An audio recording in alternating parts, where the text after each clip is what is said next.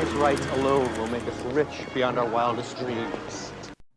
Class is in session here at the Disenfranchised Podcast. We're that podcast all about those franchises of one, those films that fancy themselves full-fledged franchises before falling flat on their face after the first film. I am your host, Stephen Foxworthy, and joining me, as always, the guy who could be really pretty cool if he weren't such a grade A bitch. It's Tucker. Hey, Tucker. Hello, Stephen. How dare you? I mean, but fair. I wanted to get the quote right, and then I realized I didn't pull it up. So I was like, fuck, let's just, on the fly, we're just going to do this. You did it. And I did it. We're so proud. I knew it would get a laugh out of you, which is why I did it. So I was right. In fact, I heard that line watching this movie last night, and I'm like, that's how I'm going to introduce Tucker tomorrow. Nice. Oh, Tucker, how we doing? It's a much earlier than we normally record these. Yes, I'm very alert.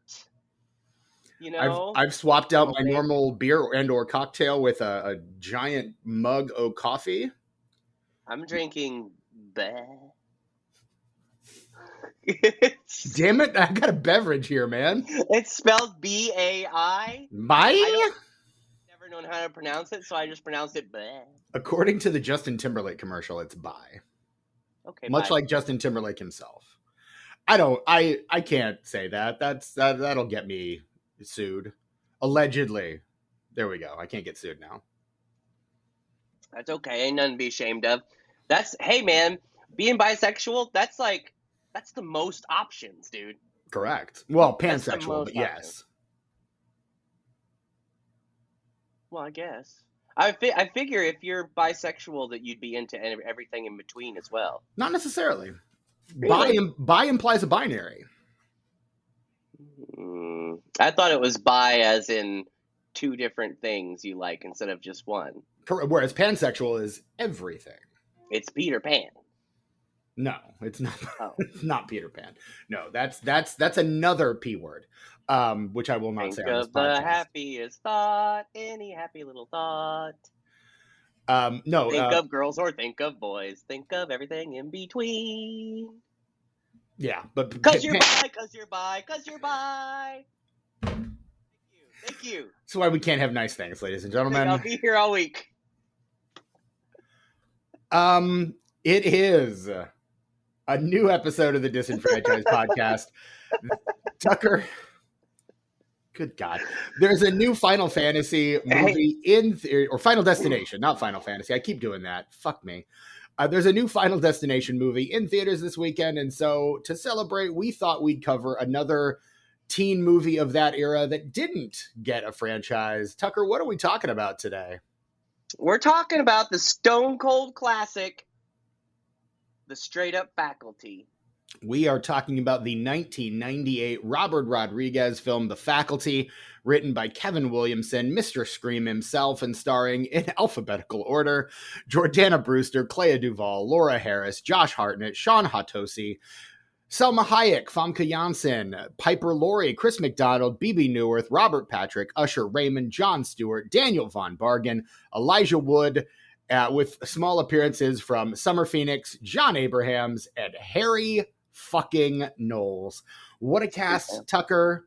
What a picture. Oh man, this movie's so good, and it never ages. I watch it about every 5 years to make sure it still holds up.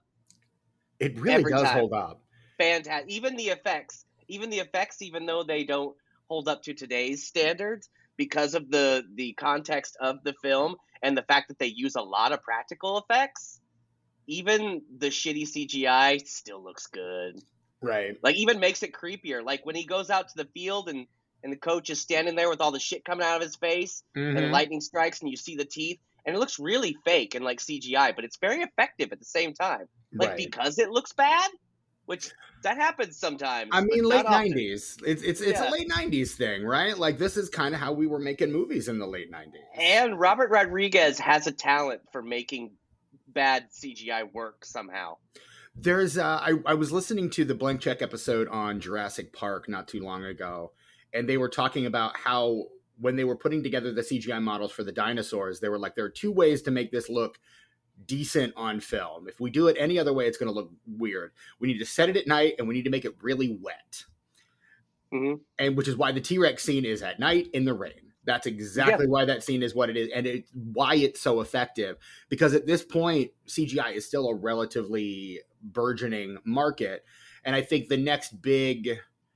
Peter Jackson will probably have the next big innovation with Smeagol, and even now we can start to see the cracks in that. And I think that's part of the issue with the computer effects is that they tend not to age as well as practical effects. But even so, we're looking at you, Deep Rising. Future episode of this podcast, Deep Rising. Still love that movie, but boy, those effects every year they get a little. We should do an under the sea theme month and do Underwater, a movie we've never covered. Ooh. And if you remember us covering it, no, you don't. Ooh. Deep Rising and I don't know, some other underwater failed franchise start. I think that'd be a fun theme month. I'm into it. Tucker, what is your experience with The Faculty?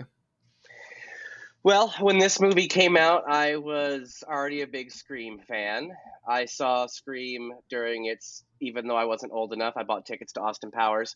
I saw Scream in its original run and when they brought it back. So I don't know if you remember this. It was huge. Scream flopped when it first came out. But then the word of mouth got so big that they brought it back. Like a month later, they were like, oh shit, we got to put this back in theaters because people actually want to see it now. They Morbius'd it, but it worked. Yes. And I saw it both times. And so I was way into Kevin Williamson, anything he was doing. And so I saw this at the theater. Mm-hmm. And I used to own it on VHS. I used to own it on DVD. I've never purchased the Blu-ray. I just have it on 4K now, and I really want it on 4K. Yes, but are there any special features? Because every release has nothing. There's nothing on any release. And let me look. I mean, there's got to be because they do those promotional behind-the-scenes featurettes all the time. Right. They show in between. They used to show in between the movies on HBO and stuff. They'd show shit like that. HBO First Look. Right. Yeah, and those would always be special features on DVDs. You know what? They have there are 2 new featurettes on this is Shout Factory, so of course they've got something. They're doing their best, yeah. Yeah, they're doing a new 4K restoration of the film. And then on the Blu-ray, so it's a 2-disc, 4K and a Blu-ray. On the Blu-ray, they not only have the 4K restoration, they also have a featurette, The Thing from Another Classroom, which is an interview with Greg Nicotero, who did the makeup and creature effects. His company Greg Nicotero. Did, yeah. And then Too Cool for School, which is an interview with production designer Carrie White. Not that Carrie White. But yeah, so there's a couple new featurettes that on there. Not a lot. No director's commentary, which I know. I was really hoping for a commentary. Yeah. I can't imagine that Robert Rodriguez and Kevin Williamson and even Josh Hartnett wouldn't want to get together and rewatch this movie. Elijah Wood would probably be up for rewatching this movie and recording a commentary. Call Ursher and see what he's doing. I'm pretty sure he's in the club with the homies trying to get a little Bia, but keep it down on the low key. I refuse to not pronounce it as Ursher. And that's Ludacris's fault. It is. I mean, like so many great things in this world, we have Ludacris to blame. Yes, thank you, Luda. I mean, just if only he could take that and rewind it back, but I don't think he ever will. He can't. No, how could he possibly do that? Speaking of Usher, this is his first movie. I believe that. Because he's that bad on screen, or? No, just because we don't see a lot of him. This was right after his second record came out. Okay. It's the one where he's like this and he's looking up and he's got the hat on. Mm-hmm. You know what I'm saying? What's that one? I can't remember what that one's called. I could not tell you. I was not an Usher fan growing up. He was kind of a big fucking deal. He was probably the biggest deal that he's ever been, probably at that time. And this is the year before She's All That, where he plays the DJ at the school. Yes, the school DJ. Yeah, and then at the dance scene at the prom at the end, he's like, all right, why don't you all do that dance I taught you? And then they bust out into a big dance number 2. If I'm not mistaken, Rockefeller Skank, is that right? Am I remembering that correctly? I don't know. I haven't seen Can't Hardly Wait until it came out. No, that's not Can't Hardly Wait. That's She's All That. Same thing. I mean, but I haven't seen No, it they're since it not. came Can't out. Hardly Wait is the superior film, I would say. I agree. Which is not to say that I dislike She's All That, but Can't Hardly Wait is the better film. Yeah. I really Um, like Seth Green in that one. yes. He's a lot of fun. Of course, all of them kind of merged together in my brain because of Not Another Teen Movie, a movie I have seen multiple times. I'll leave it to you to try to figure out why. It must have hit you at the right time. It's something. It sure did something. It was a DVD that a roommate left with me when he moved out. And so I just carried it around for a little while. It is fucking Rockefeller Skank. I just looked it up. Nice. Well, how's that for a memory? I can't remember like what I ate for breakfast 10 minutes ago, but I can remember that fucking Rockefeller Skank is the song that they dance to and She's All That. Oh, dude, God. Yeah. The things we remember. So yeah, I did not see this movie in theaters. I know you didn't like that kind of stuff back then. I didn't do theater. I do remember though seeing the trailer a lot. Yeah. Like, that trailer was everywhere, and it creeped me the fuck out as a little kid. I was like by the time this came out, I would have been a sophomore in high school, so not a little kid, but I didn't do horror at that age. So the girl that they cut out of the movie is all over the trailer too. You know, there's a character, an entire main character that was cut from this film. This film does not need another main character. Well, maybe that's why she was cut. Right. And I doubt she's going to be in the credits here, but I read about it. Was it a reshoot situation? No, it was. Because she must not have been that integral if they could cut an entire main character. You see her once. You see her once in the actual movie, and it's the shot, the POV shot from the fish tank, and Jon Stewart's looking over, and all the students are over his shoulder, and she is the darker complected gal. Right over, I guess it would be his left shoulder. Okay, this is Kadada Jones was the actor. The character's name was Venus, shown in the TV previews as well as in Tommy Hilfiger commercials, cut from the overall film. Because Tommy Hilfiger put a lot of money into this movie. Yeah, it shows. It shows, and there's a big thing at the end of the credits where it's like, "Hey, everybody, straight up, go buy Tommy Hilfiger stuff." You know who Kadada Jones is? She's the gal that was cut from the faculty. R.I.P. She was, but also I believe if what I'm seeing here is accurate, yes, she is the daughter of Quincy Jones and the sister of Rashida Jones. Of Rashida, yeah, that's pretty cool. So yeah, and they cut Quincy Jones's daughter from this movie. Well, and everybody else in this movie went on to be a big deal. So the fact that she got cut out, almost everybody, almost. Wait, who wasn't a big deal? I would say Laura Harris, who plays Mary Beth, didn't turn out to be a huge deal. And then she still works. Sure, but like you said, big Quincy deal. Jones' daughter don't still work. And then Sean Hatosi, also not a big deal. Kind of one of those. Where did he go? What happened to that guy? Is that the guy who plays Stan? Yeah, he's on he is on the pit now, so maybe he's back on his way up. I always thought that was Warren from Empire Records. Could be his brother. Potentially. They look very much alike. But yeah, I mean, Jordana Brewster is just like a year away, maybe, from the Fast and the Furious franchise. Clea Duvall is a couple years away from being on every television show you watched in the 90s. This is Josh Hartnett's, I believe, his second film. He had done After H2O, and that was pretty much it. Yeah, pretty much. Like, this is very early. Like, the Weinsteins were all in on Josh Hartnett early on. And I love Selma Hayek in this movie because, especially with all the Robert Rodriguez films that she had been in before this, right? She was always sexy, the sex pot, yeah. Like seductive, and always not wearing very many clothes. You're always like, damn. But in this, she's just sick and frumpy, and I love it. And even when she turns into an alien, like everyone gets sexier when they turn into an alien, except Salma Hayek, who just stays the same. And then disappears from the movie. Like, we do not see her at all after she turns. Would you say that when that parasite took over her, that it got a body, $50? Would you say that's what the parasite was thinking? I don't think it got the $50. But yeah, Salma Hayek, probably the biggest name in this movie at the time. Robert Patrick. Robert Patrick is, I think, a recognizable face, but not a name. He's Piper doing Laurie. X-Files by this point. Piper Laurie was Oscar nominated, but that was for Carrie like 20 years ago. Well, and she had been in the Twin Peaks, but that was 10 years ago. I'm saying this movie. Even though she wasn't big at that time, I'd say out of everyone, she was probably the person that had been the most popular. I was going to say, she is definitely the most accomplished member of this cast. I will say that. Yarp. You got Famke Janssen the year before X-Men. One of the greatest character actors in the world, Christopher McDonald, in this movie. Well, look, I hate to turn into a disgusting man here, but damn, she looked good in this movie, Steven. Famke Janssen? Mm-hmm. Ain't too many movies she looked bad in, Tucker. I don't know, something about like this era of Famke, her jawline's just a little bit different to where it all just comes together perfectly.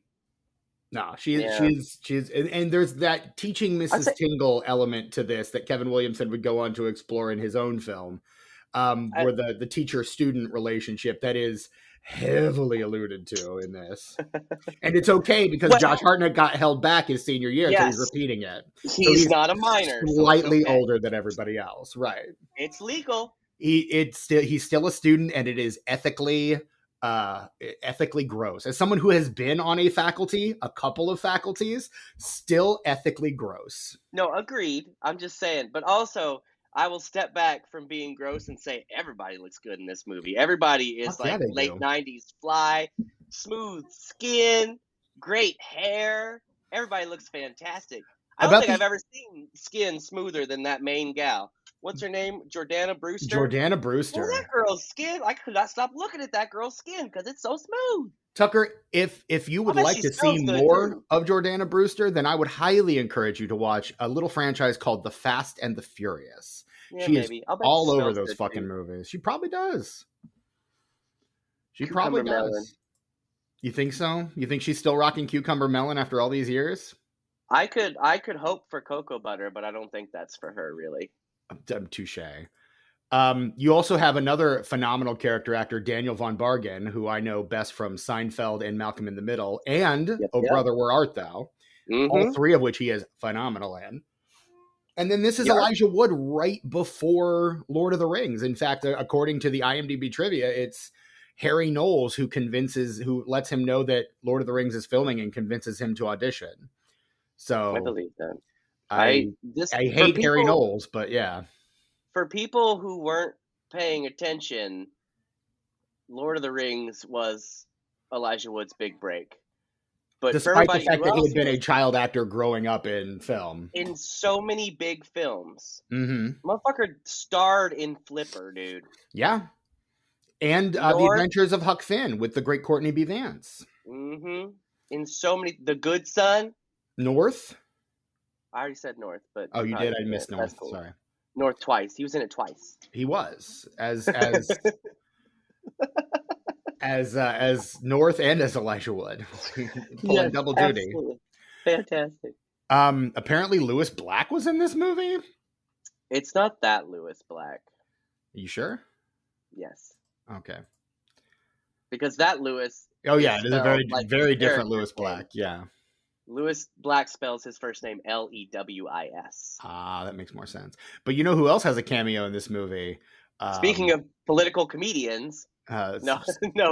Speaking of sex pests, Danny Masterson's in this movie. Oh yeah, he's one of the kids who gets the drugs from him. Yeah, he's fuck up number one, and Wiley Wiggins plays fuck up number two, and then credited right above the two of them is Harry J. Knowles, again sex pest, playing Mr. Knowles in this movie, and then getting into all sorts of sex pest trouble, writing the single horniest review ever in the history of cinema. Oh. Have you read his review for Blade 2? No, I don't want to. It's gross. What's sexy about Blade 2? Well, he likens Guillermo del Toro's sense of directorial timing to cunnilingus. Oh. And he writes the entire review talking about how the audience is essentially the girl that Guillermo del Toro is going down on. Well, I'll tell you, if that were true, I'd get a new boyfriend because I don't like that movie. Touche. Because it's slow and boring. And I would be like, honey, it's okay. It's the Just go best of the home. Blades. Just give it the I little tap on the guess. head. I guess. Honestly, I like the third one better. Oh my god. Just because it entertains me. Oh my It's god. not a better movie, but it entertains me at least. I don't fall asleep during it, and Oh it's my not god. ugly. I hate the mouth thing. I hate the way mandible? that looks. That looks so stupid. I hate it. It's almost as bad as just big mouths. You know how I don't like the big mouth thing? You hate the big mouth thing. Where they're like, oh, it's scary because their mouth is bigger. No, it's fucking stupid. Ugh. Scary. Well, Boy, I that's tell ya. your big mouth thing is my like jerky movement thing, like when the Oh, I don't movements are like just that either. Well, when they don't do it well, nobody does it right. The way you're supposed to Right. do it, and the way they did it in what's the Kevin Bacon movie where they're in Chicago? Stir of Echoes. The way I that's love the it when you answer your own question, so I don't have to. that's the perfect jerky movement ghost because they do it right. Mm. Is because they film it at a different frame rate, and then they play it back at the correct frame rate, and so it makes everything jittery and jumpy, and it Gotcha. looks fantastic. Everybody else just try. I don't know why they don't just do the same thing, but yeah, all the other ones look stupid when they do that. Except maybe Silent Hill. Yeah. Okay. I'm going to take your word for it because I haven't seen either of those films. But Stir of Echoes. Damn it, Steven. It got a sequel. Why? It was a direct-to-video. Damn it. yeah. I want to cover Stir of Echoes because I want you to see it and I want to talk to you about it. Okay. Do you want me to put it on the it's straight kinda- up list? Yes. It's kind of a forgotten classic. Like, people used to love that movie, but we've all kind of collectively forgotten about it. That was a weird era for Kevin Bacon, though, because that's when he's doing like The Woodsman, and it's like he's kind of out of the That limelight, movie's but so also good. trying for an Oscar kind of a thing. Like, That's it's kind of a weird spot for him. that's Is it a horror movie? The Woodsman? Yeah, or no, Stir of Echoes. Kinda. It's a ghost movie. Okay. I was going to say, do you want me to put it in for this year's Spookython? I don't know, but put it on the list because I feel like we need to talk about it. And it really sucks that it got a stupid direct-to-video sequel that has nothing to do with the original. It was when Lionsgate was doing what every big studio does, and they were like, let's do a bunch of direct-to-video sequels to a bunch of movies that did okay 10, 15 years ago. That's the same reason we can't do Undercover Brother. Yep, because Michael Jai White got that sequel. Not solid. Not solid. Sorry, man. It's decidedly unsolid. But The Faculty is pretty solid. Solid. Yes. Pretty solid. And we got Jon Stewart also right before The Daily Show, too. Like, before he took over The Daily Show. So, like... Yes, indeed. This, and BB Newirth, I think, also kind of relatively established, if from nothing else, from Cheers, but already an incredible stage career also. Yeah. So, I mean, this cast is popping off, as the kids say. Do the kids say? I don't know what the kids say. I think they say it. Yeah, but I mean, fucking amazing cast this movie has. And everyone is just playing everything to the hill. Piper Laurie, and I know this is going to sound weird, particularly given the fact that she was Carrie's mom, but I don't think she's ever looked creepier on screen than she does in this movie. Like that scene where she walks in after her transformation and just walks right up to the camera and does that slow, creepy smile. Fuck, that gets me. That gets me. Dude, yes. So good. One of the things I really, really love about this movie is the second time you watch it. Because once you know the twist, like, you're like, it's so obvious. How am I that stupid? It's the only one who's not a member of the Breakfast Club. And everything that she even alludes to it several times, like flat out says it a few times. Yeah. She's the only one that refers to it as the Queen. Yeah. But yeah, it's because the other five characters are all the archetypes from the Breakfast Club. Elijah Wood is Anthony Michael Hall. Cleo Duvall is Ali Sheedy. Jordana Brewster is Molly Ringwald.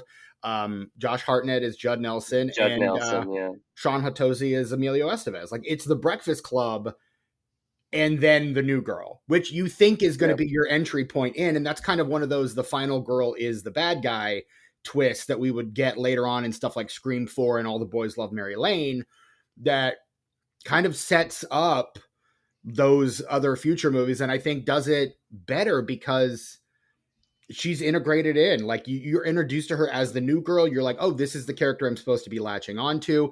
This is the point of view. She's blonde. She's very obviously going to be the final girl, and then she's the bad guy. And you're like, if this were a slasher, that would probably fit a lot more. But yeah, it's really fucking well done, that twist. And it doesn't feel tacked on or perfunctory either. It actually feels warranted and earned, which is, for twist endings, I'm very hard on twist endings. Because so often they're done poorly, but this one actually is done fairly well.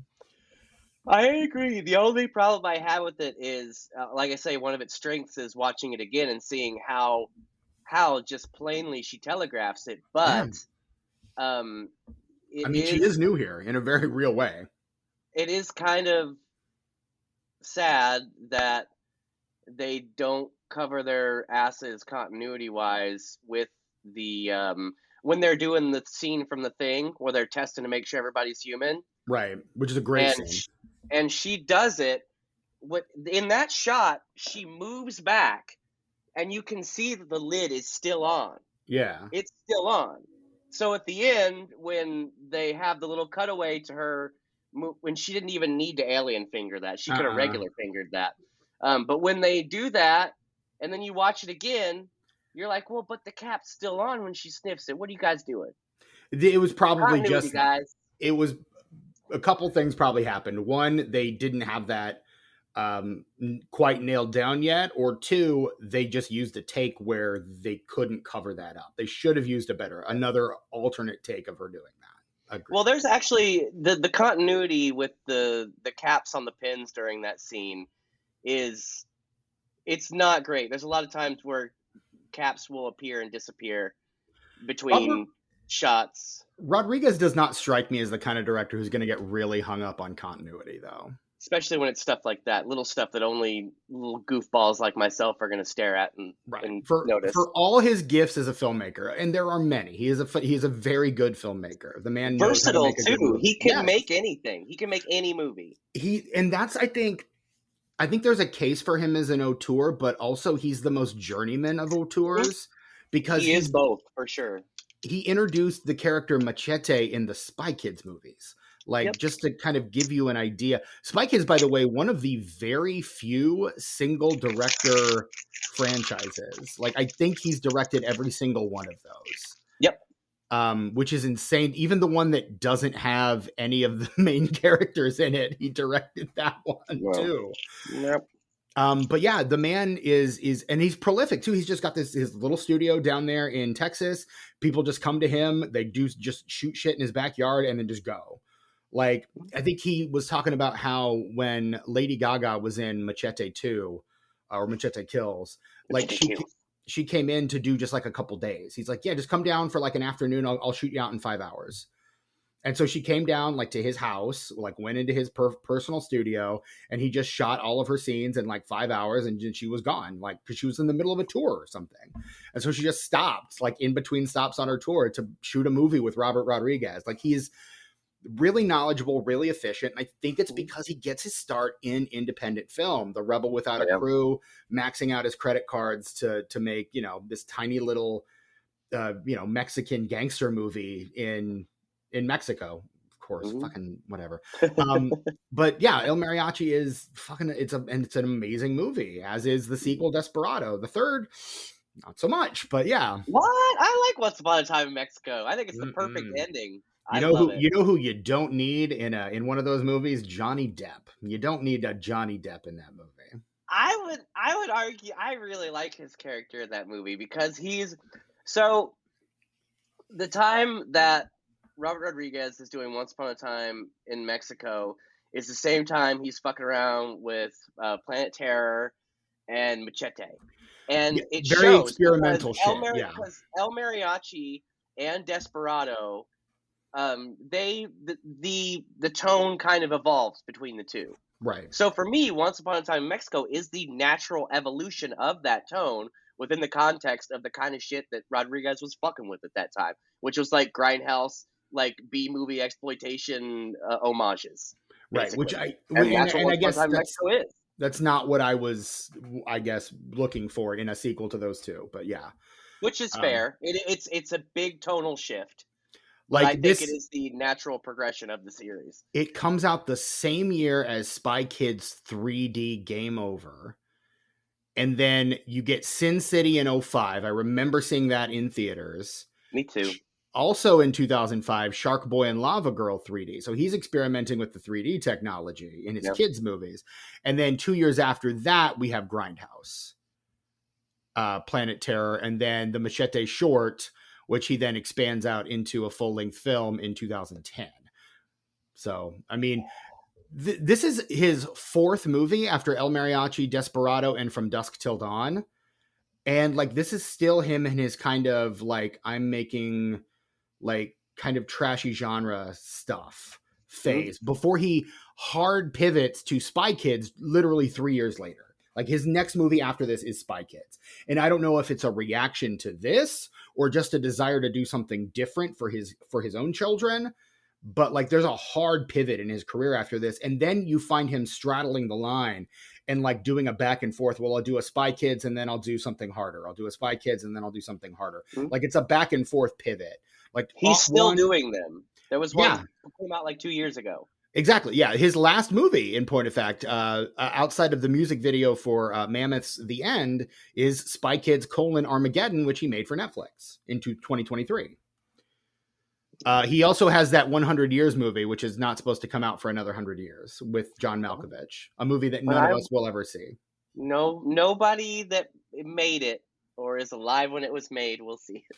And everyone will watch it 100 years from now, and it'll be this weird curio, and people will be like, so who fucking cares? You're like, eh? Yeah. I guess some guy who was important 100 years ago made this.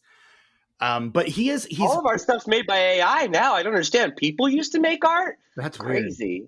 Weird. He's very prolific. Like the man doesn't seem to stop working.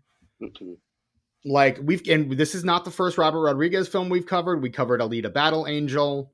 I wish we could cover From Dusk Till Dawn. God, that would be great. Or Machete for that reason. For that, I mean, yeah. You know what I'd love to do with From Dusk Till Dawn, and it's well, I would love to cover the first one, but I would love to do an unenfranchised on the third one, because the third one, even though the first one is the best, the third one is such a cool movie. Well, I know you love use of Michael Parks. Cool. I love Michael Parks, and Michael Parks in From Dusk Till Dawn 3, The Hangman's Daughter, is that what it's called? Hangman's Daughter? Something like that. Michael Parks plays Ambrose Bierce. And everybody knows who Ambrose Bierce is. I do. I used to own one of his books, yeah. Yes, a famous author from the Civil War times. Yep. And so what happened to this man is nobody knows what happened to Ambrose Bierce. He went to Mexico to fight with Pancho Villa, and nobody heard or saw him after that. Right. So this movie, From Dusk Till Dawn 3, offers an explanation for what happened to Ambrose Bierce when he went to Mexico. Yeah. Vampires? Yeah, and it's really cool. It's really just the concept alone is worth watching it. Then you got Michael Parks. There's merit, I think, in like I think a good double feature would be the original From Dusk Till Dawn and John Carpenter's Vampires with James Woods. Do Vampires first. I think that would be Dusk good Till Dawn is double feature. Much superior, yeah. Yes, of course it is. I think Vampires is one of my least favorite, if not my least favorite, John Carpenter movie. I do not care for that film. Did you see the sequel with Bon Jovi? Sure didn't. Me neither. But I know it exists because it was on Crackle for years. Los Muertos is what it's called. And you know what didn't get a sequel, though? What? The Faculty. No Danny Trejo in this one. The odd Rodriguez film without Trejo. I would love to see him as Mr. Trejo, like the janitor or the shop teacher. That's where I think Trejo fits here. I feel like he could still be Machete in this. If he's Uncle Machete in the Spy Kids movies, he can be Mr. Machete. That is one of my favorite like tidbits, is the fact that character was introduced in the Spy Kids movies. That cracks me up to no It's end. just too bad that in the Spy Kids movies, you can't have the announcer saying, "You just fucked with the wrong Mexican." Yeah, I would love to see Danny Trejo in here in some capacity. I think a mistake this movie makes, I'm just going to say this with some measure of authority.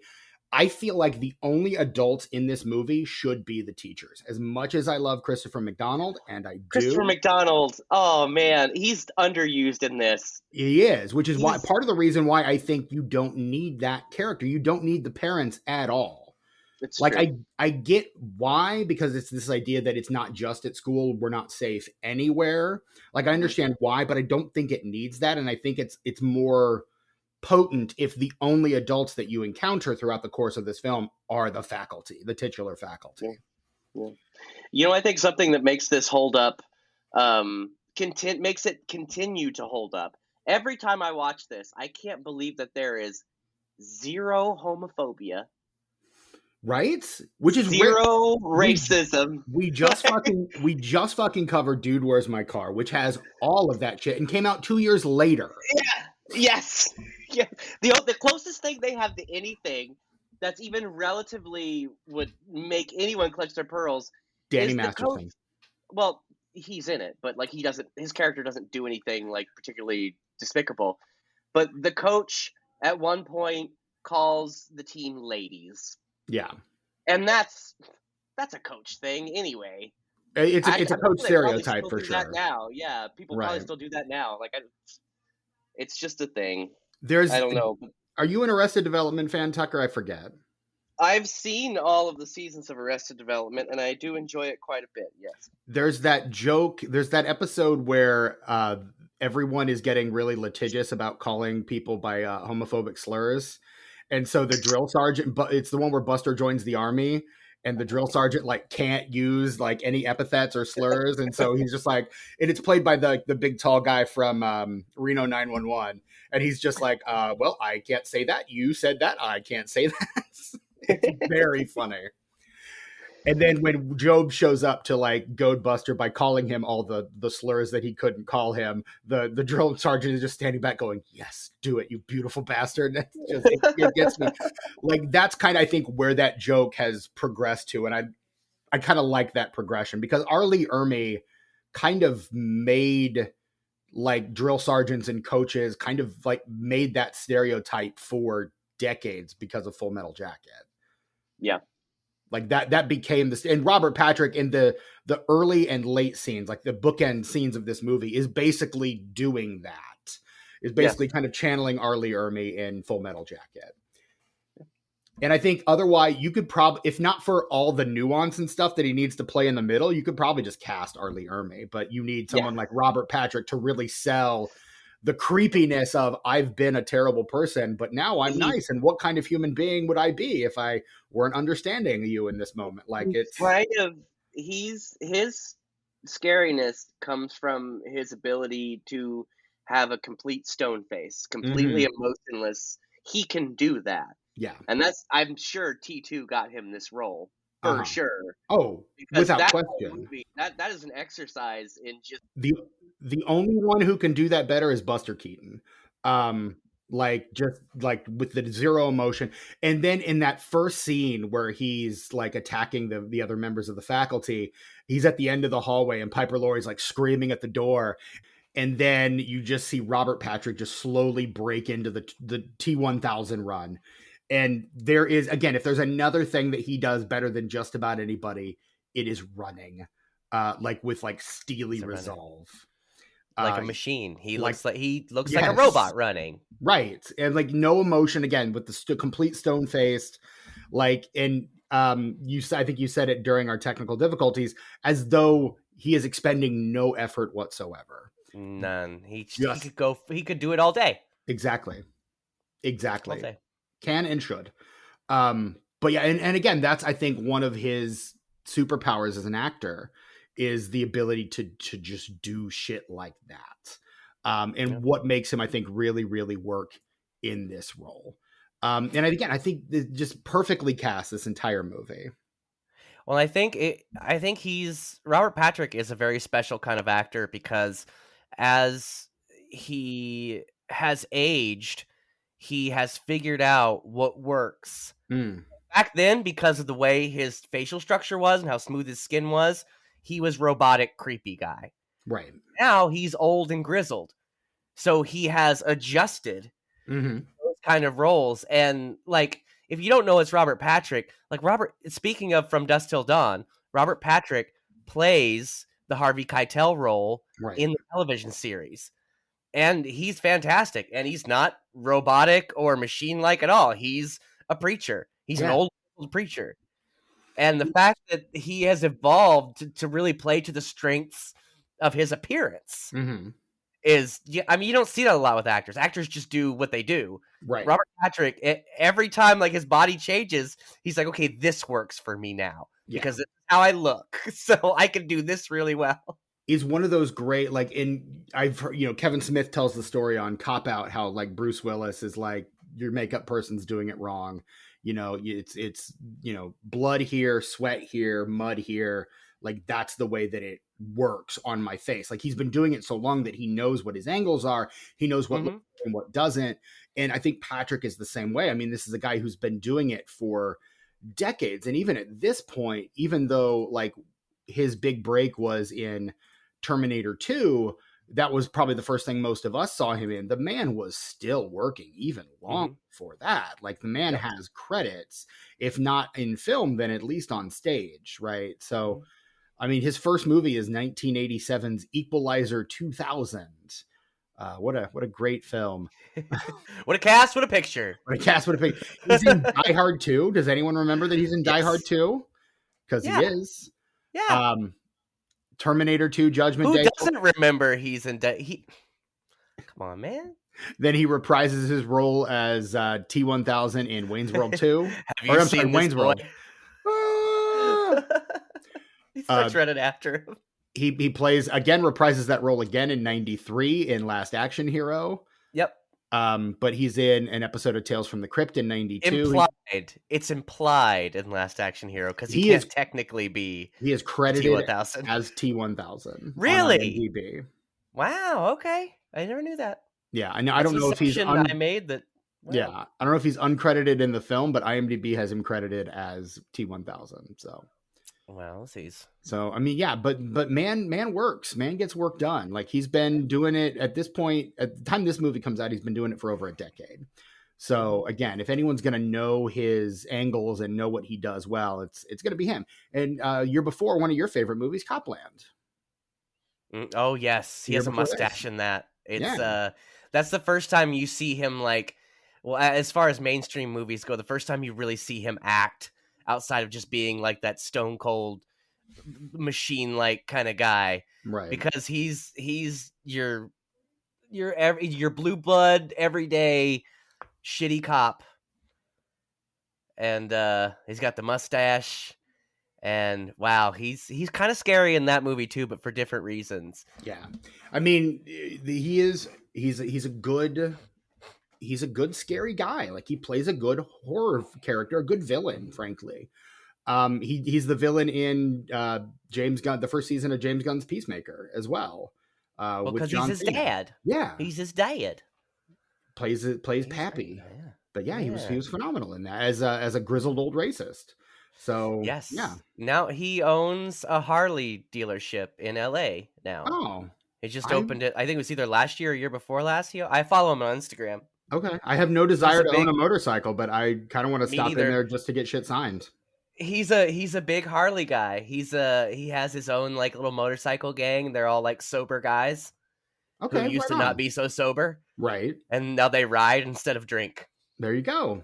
That's pretty rad. I knew a guy who got sober through the theater. Like, theater helped him get sober, and so he's like, "Yeah, this is what I do now. I don't drink. I act." So yeah, and whatever keeps the demons at bay, Yeah, dude. But that rules. I love that for him. God, yeah, this movie is fun. It's so much fun. And again, I really legitimately do think it holds up fairly well. Like, I just have fun watching this movie. It's not something I'm like, oh, this is great cinema, but I'm like, this is a good time. But it is kind of a perfect movie. Like, everything works in this movie. Every scene leads to the other. There's no fat on it. Mm-hmm. There's no chuffa. You know, it's a streamlined movie. It does what it needs to do. I guess that's why they got rid of that other character. Because if she had been there, maybe I wouldn't be saying this. Right. And But I mean, it's kind of a Back to the Future kind of thing where like there's nothing wasted. Like everything pays off. Everything pays off. And it I all moves the story forward. Again, my one pushback on that is going to be the parent shit. I don't think that pays off. And I agree. That I think that's the fat that could have been trimmed. Again, I get it. You don't want to hire Christopher McDonald and then not use Christopher McDonald. Right? Especially when you get great like actor. You get anger management, Christopher McDonald too. Exactly. Like there's such a depth in that character, even though we only see him for a minute, because you can tell he has anger issues, but you can also tell that he really loves his son. Yes. And like he wants to support him. And it's such a complicated character to have like 30 seconds of screen time with. It's amazing. The scene in the office where he's like, "You hear that, Casey? The coach said you had speed." Like clearly projecting his aspirations onto his son, not happy that his son is the brain and more wanting him to be the athlete. Like, hey, here's a chance for the two of us to finally connect on something that I understand.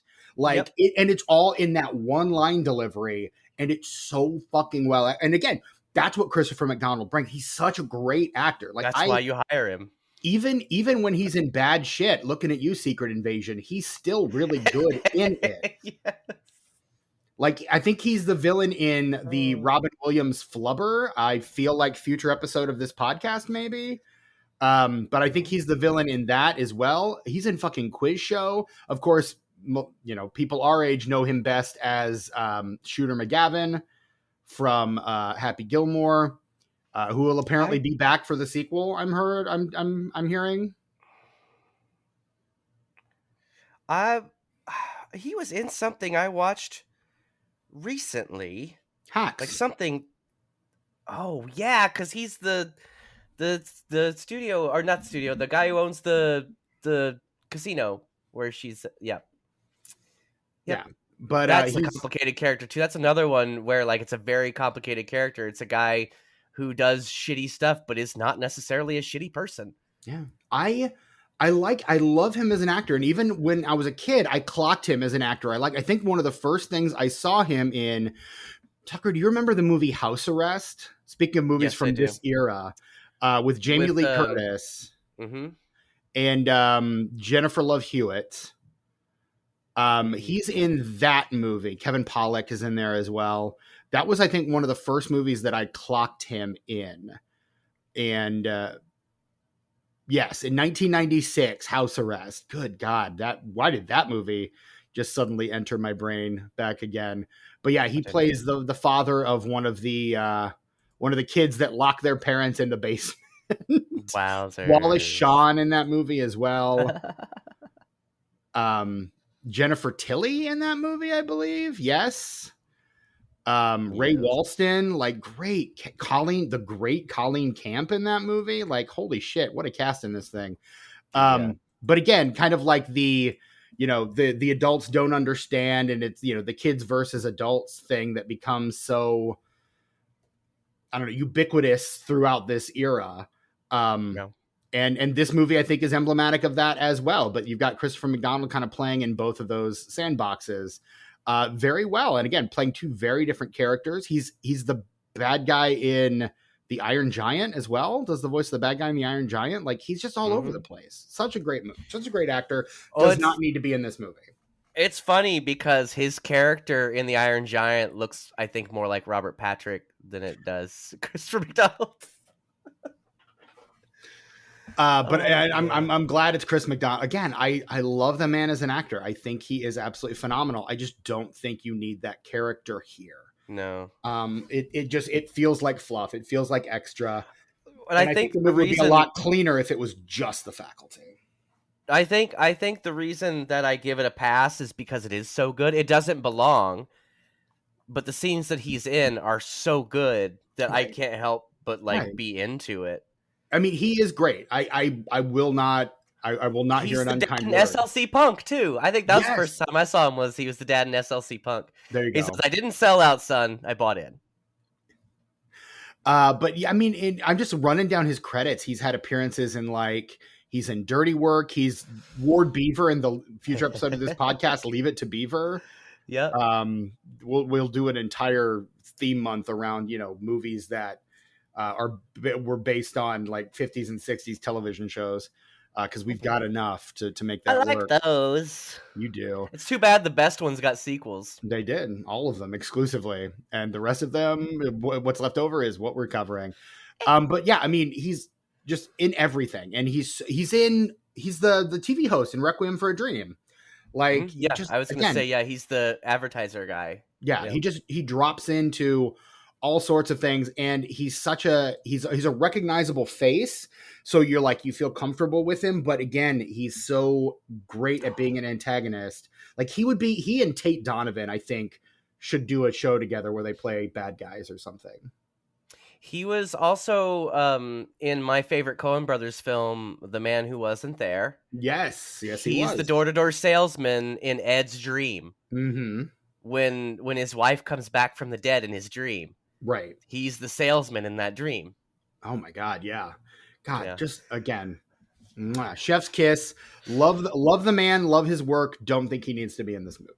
But again, You're right. Like, he's selling it 100%, but it just feels tacked on. And again, I know why you feel like you need that, but I don't feel like it's really necessary. I think the movie has more power if the only adults are the faculty. Agreed. Which is itself would be kind of referential to like, what's the name of that movie? Fast Times at Ridgemont High does that as well. Where the only the only adults you see are like the teachers or like the managers at the fast food places that are like 10 years older than these kids, if that. Like it's an interesting dynamic. So I don't know. I don't think it's necessary. I get why it's here. Doesn't need to be, unless you're going to flesh that out more. I feel like this could have been like a 3-hour long movie with all the stuff that they cut between like different characters. Like, it feels like certain things probably had more to them in the final edit, but they just kind of like the ending in particular just feels a touch rushed to me. Like, I think this is a great movie, but I cannot deny that it is flawed. I think that there was an issue trying to transition into the twist. Yeah. And I don't think they could figure out a good place to do it or the right context. So they did their best and just they were like, oh, well, these two are alone now. We should probably do it now. Yeah. Like there aren't any, the drug is gone. Like, we don't have access to that. Like, so this feels like as good a place as any. And, exactly. And then the fallout from all of that. It is what it is. It's, again, I like this film quite a bit, but I can't, it's not a perfect movie, but I have a lot of fun with it. So, flawed but fun is, I think, was my last Letterboxd review of this when I watched it during the pandemic, I think. But, it's a fun movie. And every now and again, I just get a hankering for some goofy high school sci-fi fun, and I'll pop in The Faculty. Yeah, dude, that's why I own it. And I purchased it like 4 different times since it's been out on different formats. Different formats. Yeah, absolutely. Because it's worth watching. I'll come back to it every couple of years for sure. Yeah, it's so much fun. Yeah, I will. I need to buy it on 4K. I need that Shout Factory 4K. If I do too, actually. I didn't realize it existed. I would probably buy it right now. It'll go on sale. It will. Well, that is it on sale. It's normally $40. It's on sale for $36. So, like, sale as in it's on Amazon, so it's a little bit cheaper, or it's on sale.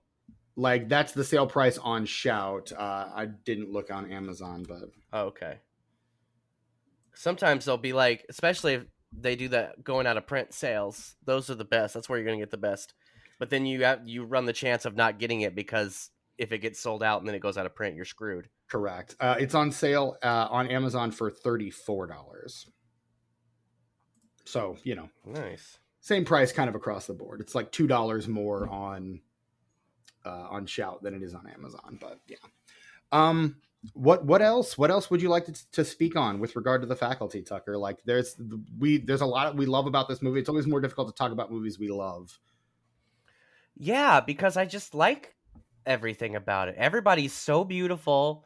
in this movie. Everybody looks great. Everybody is.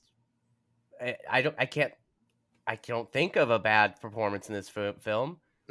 I love that there's the two side characters, fuck you girl and fuck you guy. Yeah. That kind of carry through the entire film. And so like you really know when all the students are got because they're not yelling fuck you at each other. Right. I love the scene where just she's yelling fuck you at him and he's just sitting there and like staring at Casey and Mary Beth. Yeah. Yes.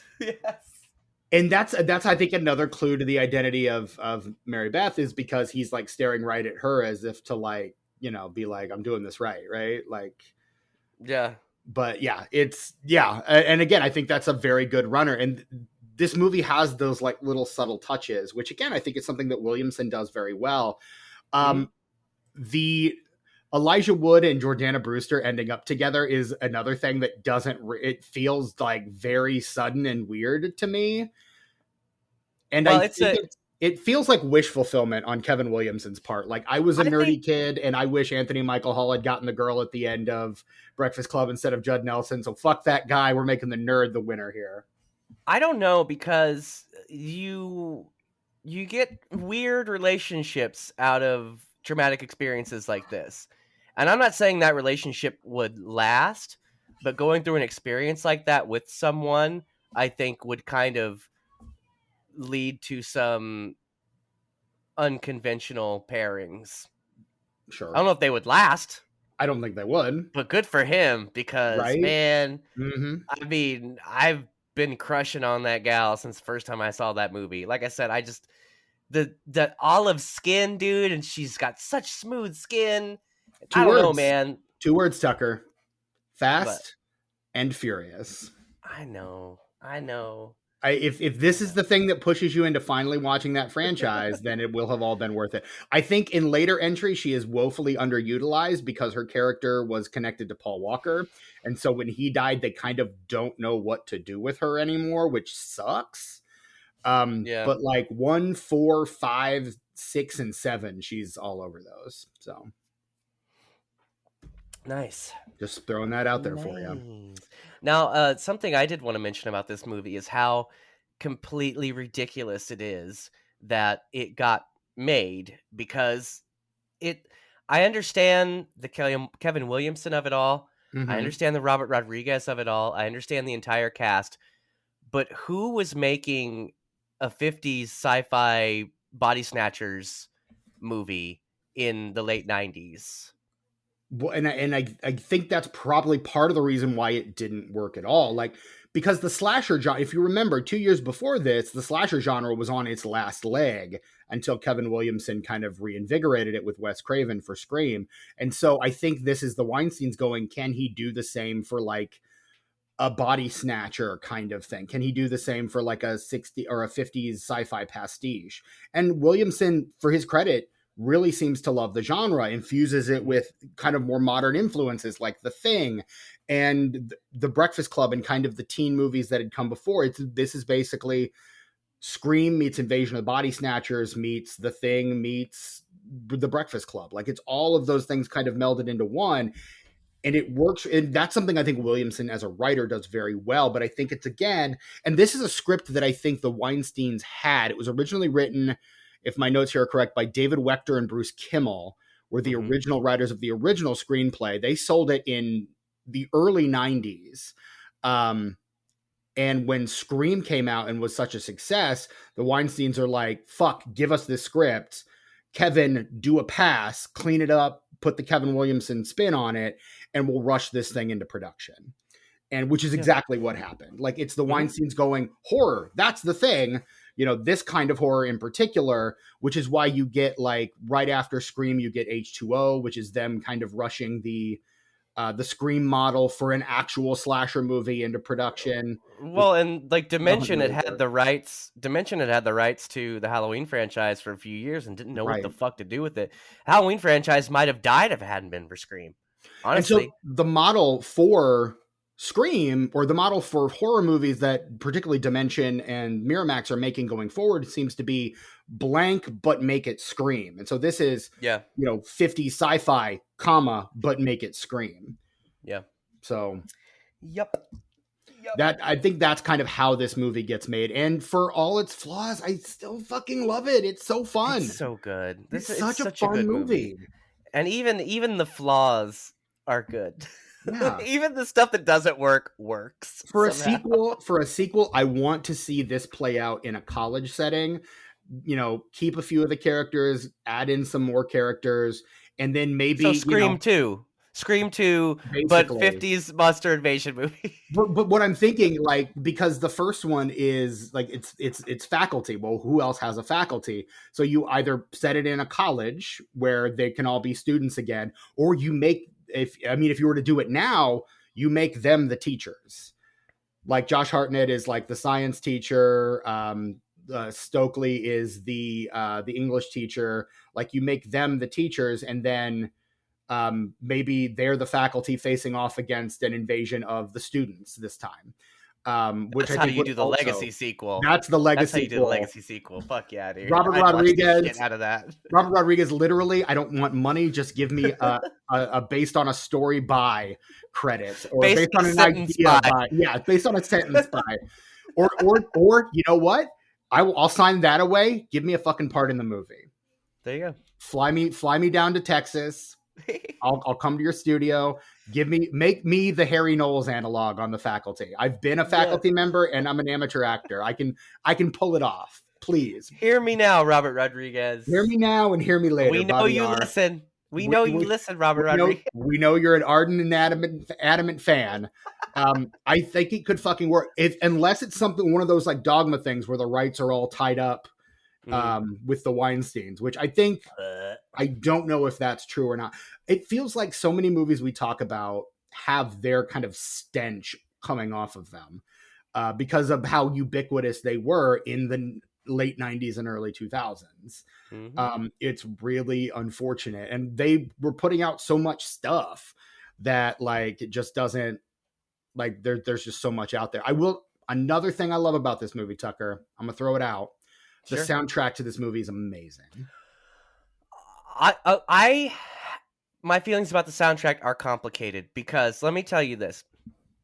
If there's one thing I can't stand in this world, is the album The Wall by Pink Floyd.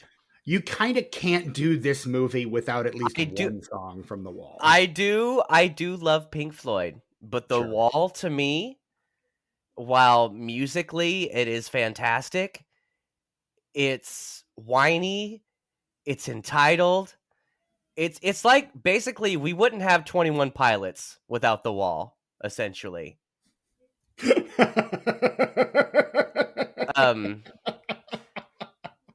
Well said. Roger Waters crawled so those motherfuckers could sprint. For sure. That's what I will say. And as much as I love Pink Floyd, The Wall to me is just so whiny and just so off-putting. And especially Another Brick in the Wall Part 2, I am so fucking sick of that song. That is a song that needs to retire. It needs to go to the retirement home with Sweet Home Alabama. And every Eagles song. Sympathy for the Devil needs to be there too. And did I mention every Eagles song needs to be there as well? At least every twice. single one. You and the dude hate the Eagles. In this, I don't hate the Eagles. I just hate all of their hits because I'm sick of hearing them. I've heard they've been like shoved into my brain for the past 40 years, like constantly. It is not a peaceful, easy feeling, but I'm gonna take it easy.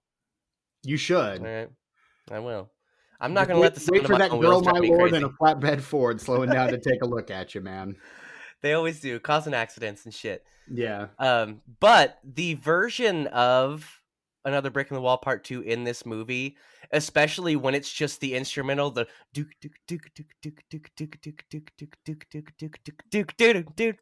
well, that is a cover by Class of 99. Perfect. It's fantastic for this movie. I don't even hate it, which is strange because, like I said, I hate that song more than most songs that I hate. It hurts me inside to hear it, but in this movie, especially the instrumental lead-in, holy shit! They do part 1 for the credits and part 2 for I think one of the opening scenes of the film. But it's Lane Staley from Alice in Chains, Tom Morello from Rage Against the Machine, Stephen Perkins from Jane's Addiction, Martin Lenoble, excuse me, from Porno for Pyros, and Matt Serletic from Collective Soul. Like, that is a super group of this era, like crystallized in amber, this era, like fucking incredible. And then you've got the Soul Asylum cover of Alice Cooper's Schools Out, which is fine. Was all over the trailer for this movie. They did Schools Out, or who did 18? Oh, Creed did 18. Creed did 18. That's why it sucked. Yeah. You've got The Kids Aren't All Right. 18. How do you fuck up 8? It's like one of the... You give it to Creed. That's how you fuck it up. I do karaoke on that song, and I make it sound good. That's one of my mom's favorite songs. You've got the Sean Mullins cover of Changes, Oasis Which is fine. Stay Young. Yeah, that sucked. The Kids Aren't All Right by The Offspring. I fucking love The Offspring. That's fine. Yeah, I thought it was pretty good. The opening one to the football scene was not me singing along with that as it's popping on. Like, again, just I jam out to this. Steven, I thought it was. You love The Offspring, and you are still dragging your feet on watching Idle Hands. They're actually in that movie, Steven. Oh, are they really? That's hilarious. Your boys are in that movie. Here's what physically. My attitude. Dialogue. My attitude with regard to The Offspring and appearing in movies is you gotta keep them separated. That's my argument there. That's pretty fly for a rabbi, Stephen. Oh, there it is. Oy vey! Oy vey!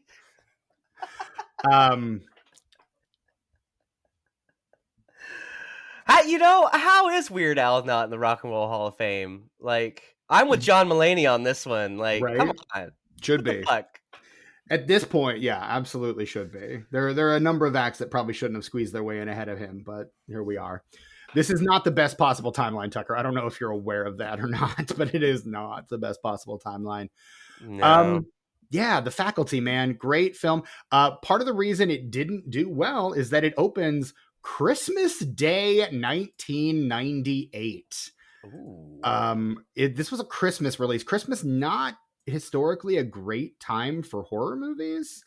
And also, given what it's opening against, also probably not the best. It opens at number 5 for the weekend to 11.6 million, which is okay. But then coming out opposite it, and this kind of gives you an idea as to why it maybe didn't do so well. At number 1, you have Patch Adams, the Robin Williams dramedy about a doctor. Who gives a fuck? In second place, the Julia Roberts, Susan Sarandon film Stepmom. Who gives a fuck? Both hey, that was one of the movies that everybody owns that movie on DVD because it was one of the movies they gave away with DVD players. Oh, there you go. And the Lost in Space movie that came out around that time. I saw that in theaters 3 times. And your episode of this podcast, Lost in Space. How have we not covered Lost in Space yet? Lethal Weapon 4.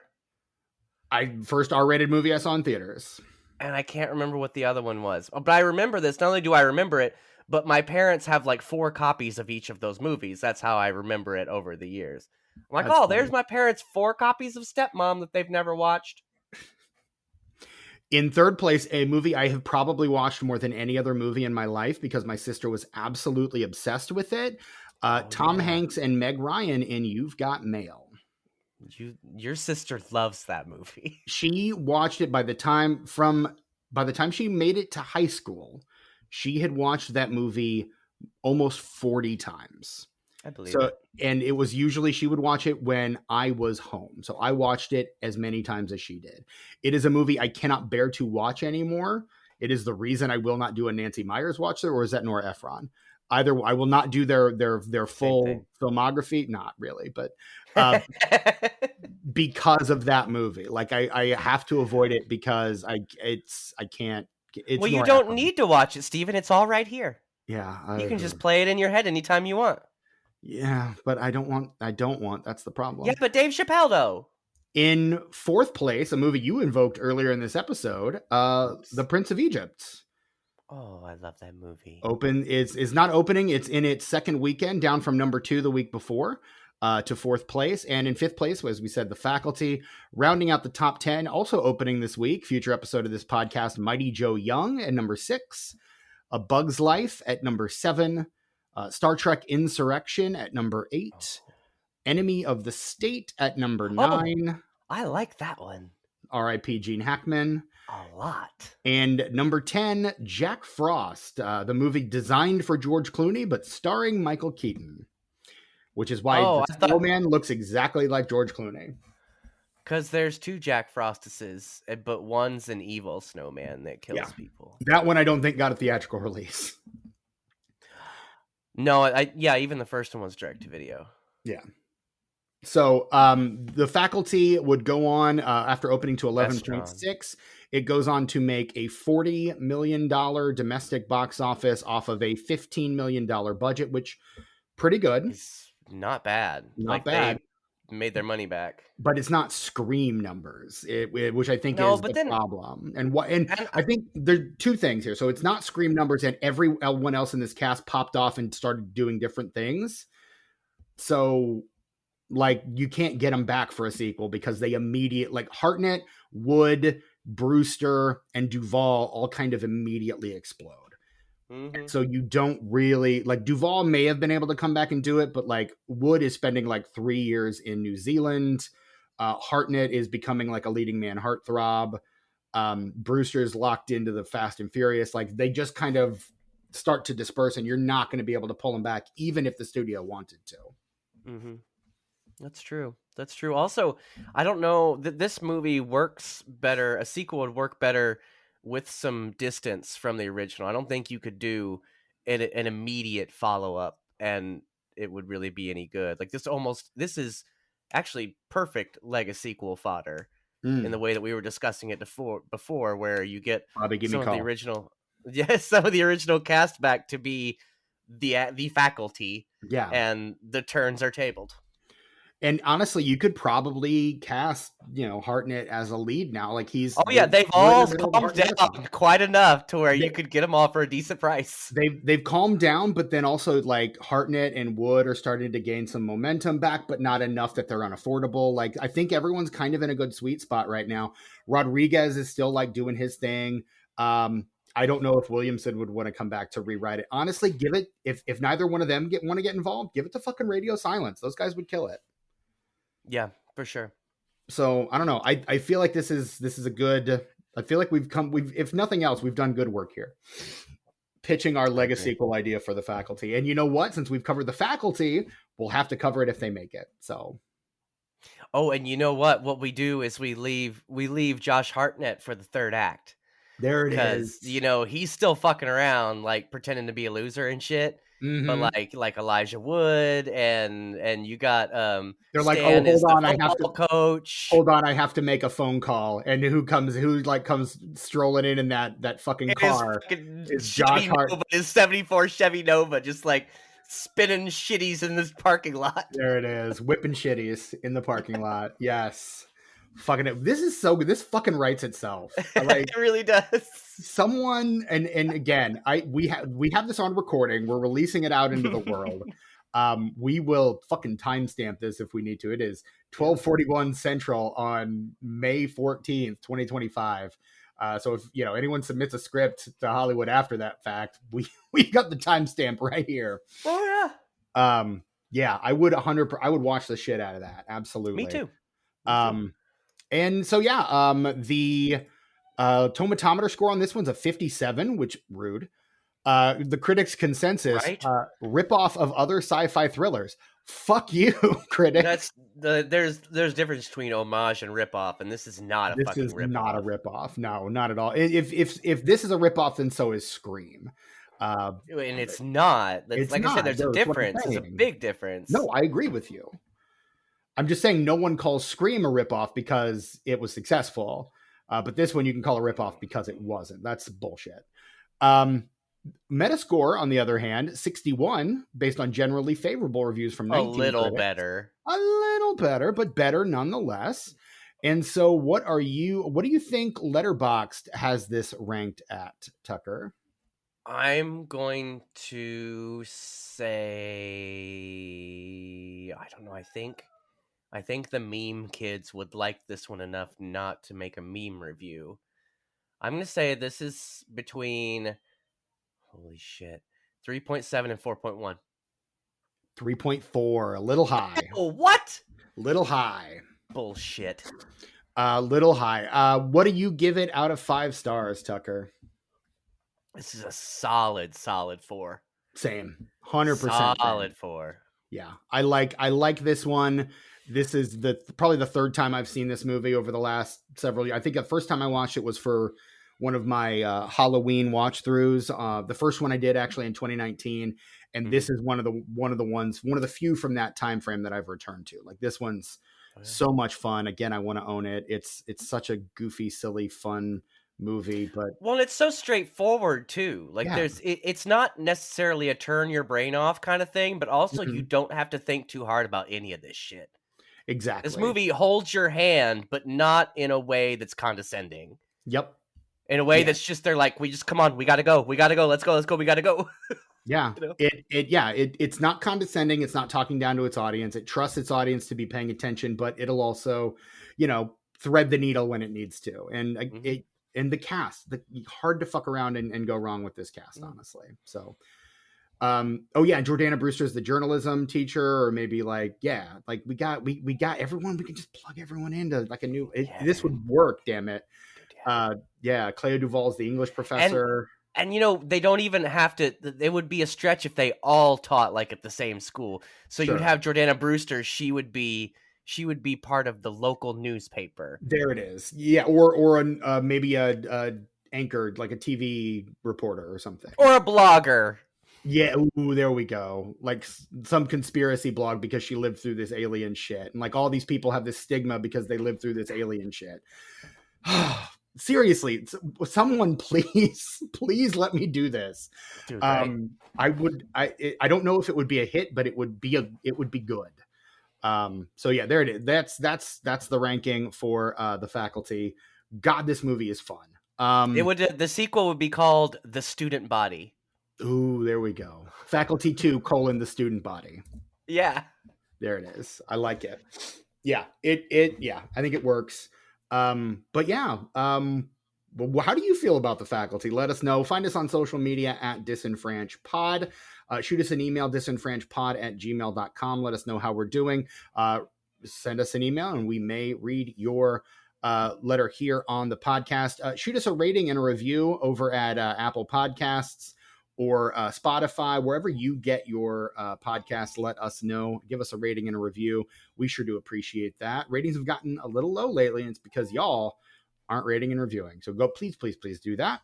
And while you're on the internet, head on over to patreon.com/disenfranchpod. For free, you can join the official conversation of the Disenfranchised podcast, where you can interact with Tucker and I, leave notes and comments on our actual episodes themselves.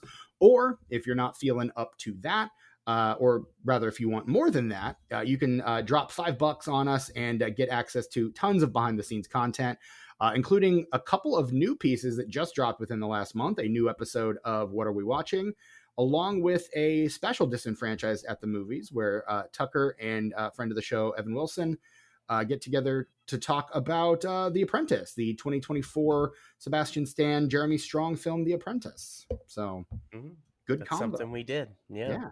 Good combo. And yeah, that's all available for our patrons.